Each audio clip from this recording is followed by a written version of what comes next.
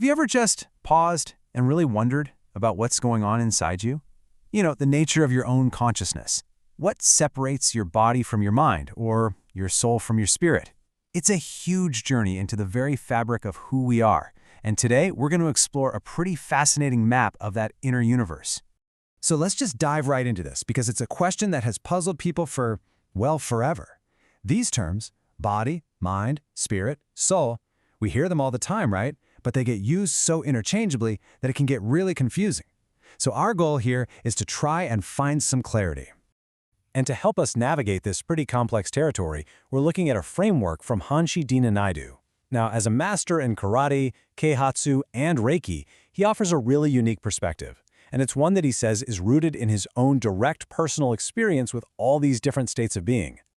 Okay, so before we can even talk about a journey, we have to figure out who or what is actually doing the traveling, right? And it all starts with a really fundamental distinction. Now, this is a really interesting idea that Naidu puts forward. He says to think of consciousness like a single, huge, unified ocean. It's all one thing. But our souls, he says, they're like individual drops of water inside that ocean. Every single one is totally distinct, completely unique. He actually takes that fingerprint idea even further. Each soul, he explains, has its own unique soul level. You can think of it like a core energetic signature or its own specific vibrational frequency. And just like no two fingerprints on Earth are the same, he says no two souls have the exact same vibration. So for us to operate right here, in what he calls the third dimension, which is basically our everyday reality, we need a few key things.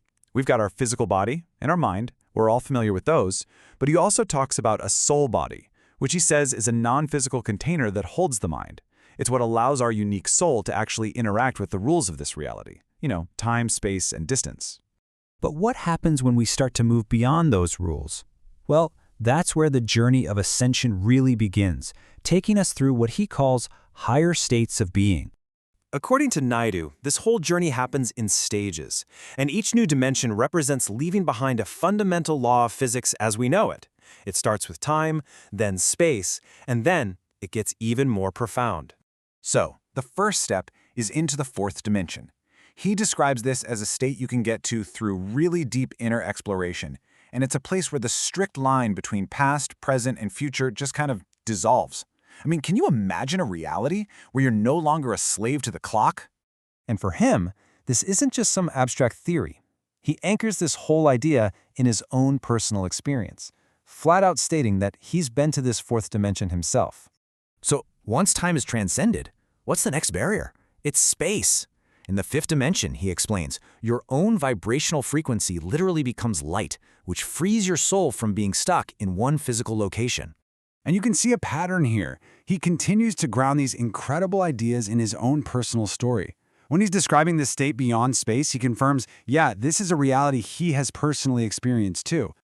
Okay, this is where it gets really mind-bending. The sixth dimension. This is the beginning of what he calls multidimensionality. It's the ability for one single soul to be in multiple places at the exact same time. We're talking completely beyond both space and time. And you guessed it, he makes the same claim for this state. It just reinforces that his entire framework, his whole map, is built on what he says are his own personal encounters with these higher dimensions. So, after you've transcended the basic laws of our reality, where does the journey even go from there? What's at the absolute peak? Well, we've reached the climax of this whole ascent. The peak of the journey? That's the seventh dimension, the number 7. In his framework, this is it, the ultimate state. It's where the soul's frequency, which turned into light back in the fifth dimension, finally merges with that one singular consciousness we talked about at the beginning.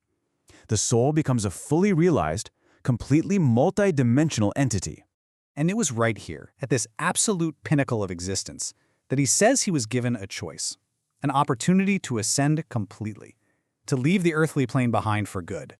But get this, he said no. What a twist. After this whole incredible journey, he actually chose to decline ascension, deciding instead to stay connected to his life right here.